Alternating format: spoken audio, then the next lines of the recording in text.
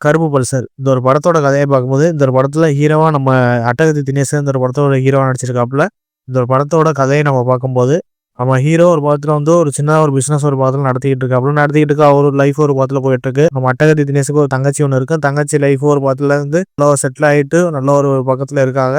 இந்த ஒரு படத்துல வந்து ஒரு பல்சர் ஒண்ணு காமிக்கிறாங்க. அந்த பல்சர் யார் யாரெல்லாம் வச்சிருக்காங்களோ, அவங்களுக்குள்ள ஒரு படத்துல அமானுஷ்யமான விஷயம்லாம் ஒரு படத்துல நடக்குது. அத பார்த்து அந்த ஒரு பல்சர் ஒரு படத்துல இருந்து கைமாத்துறாங்க. கைமாத்துறம்போது அந்த ஒரு பல்சர் வந்து நம்ம மன்சூர் அலிகான் வச்சிருப்பாப்புல. மன்சூர் அலிகான் ஒரு கட்டத்துல அந்த ஒரு பல்சர் வச்சுக்கிட்டு இருக்கும்போது, அந்த ஒரு பல்சர் யார் யாரெல்லாம் ஓட்டுறாங்களோ அமானுஷ்யமான சம்பவம் நடந்து அது ஒரு முதல்ல இறந்துறாங்க. அதுக்கப்புறம் இந்த அட்டகத்தி தினேஷ் ஒரு கட்டத்துல வந்து பொண்ண வந்து பார்த்து லவ் பண்றாங்க. லவ் பண்ணி அவங்களுக்கு பக்கத்துல பழக்கமும் ஆகுது. ஆனா நம்ம அட்டகத்தி தினேஷ் ஒரு பார்த்து வந்து எக்ஸல் ஓட்டிக்கிட்டு இருக்காப்புல. எக்ஸல் ஓட்டிட்டு இருக்கும்போது திடீர்னு ஒரு ஹீரோயினி ஒரு பார்த்து வந்து சந்திக்கும்போது, இந்த பல்சர் எப்படி சொல்றது, இதான் என் வண்டி அப்படின்னு சொல்லிட்டு ஒரு வேற ஆள் விட்டு வண்டிய ஒரு பல்சர் வண்டிய காமிக்கிறாங்க.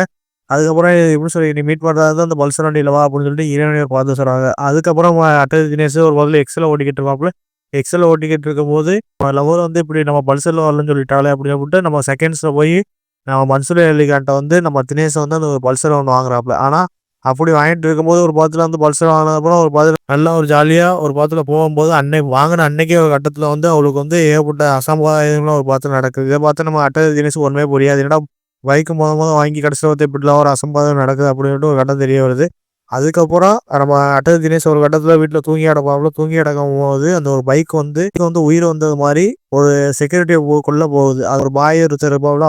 அவர் வந்து ஒரு மந்திரவாதி மாரி காமிச்சிருப்பாங்க. அவர் வந்து அந்த பைக்க வந்து தடுத்து நிறுத்துறாப்புல. தடுத்து நிறுத்தும்போது நம்ம அந்த பல்சர் வந்து ஒரு செக்யூரிட்டிய கொல்றத நம்ம தினேஷ் ஒரு கட்டத்துல பார்த்துறாப்புல. இத பார்த்து இந்த ஒரு பல்சர் வந்து நம்ம ஓட்டக்கூடாது, வைக்கக்கூடாது அப்படின்னு ஒரு கட்டத்துல தெரியுது. அதுக்கப்புறம் நம்ம காமெடி ரோல்ல வந்து நம்ம பிராங்க் ஸ்டார் ராகுல் ஒரு கட்டத்துல நடிச்சிருப்பாப்புல. அவர் ஒரு கட்டத்துல வந்து தினேஷோட கூட வந்து சர்வை பண்ற மாரி காமிச்சிருப்பாங்க.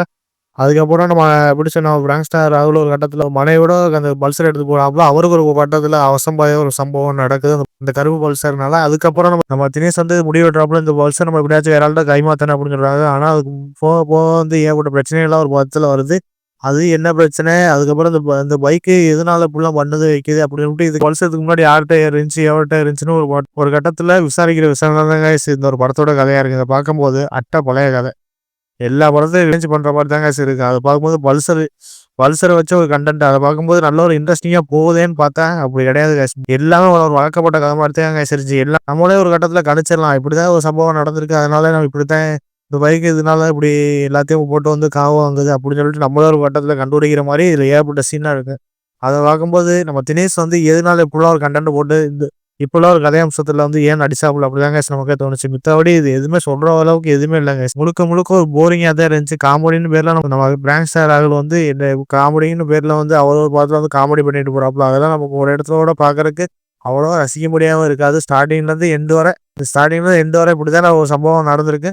அதனால தான் இப்படி இந்த பைக் இந்த கருப்பு பல்சர் இப்படி பண்ணுது அப்படின்னு சொல்லிட்டு நம்மளே யூகிக்கிற அளவுக்கு இதுல ஏகப்பட்ட சீன்லாம் இருக்கு. இந்த படத்துல மெயினா நம்ம எப்படி நான் பிராங்க் ஸ்டார் ராகுல் பண்றத விட நம்ம மன்சூர் அலிகான் அவரு கொஞ்சம் கொஞ்சம் காமெடி பார்க்கறதுக்கு கொஞ்சம் ரசிக்கும்படியாவே இருந்துச்சு. ஒன் டைம் வாட்ச் பண்ணியோட பார்க்க முடியாது கைஸ். ஏன்னா ஒரு எபிசோட் ஒரு எல்லாமே ஒரு பழைய கதைய போட்டு இந்த ஒரு படத்த எடுத்து வச்சிருக்காங்க.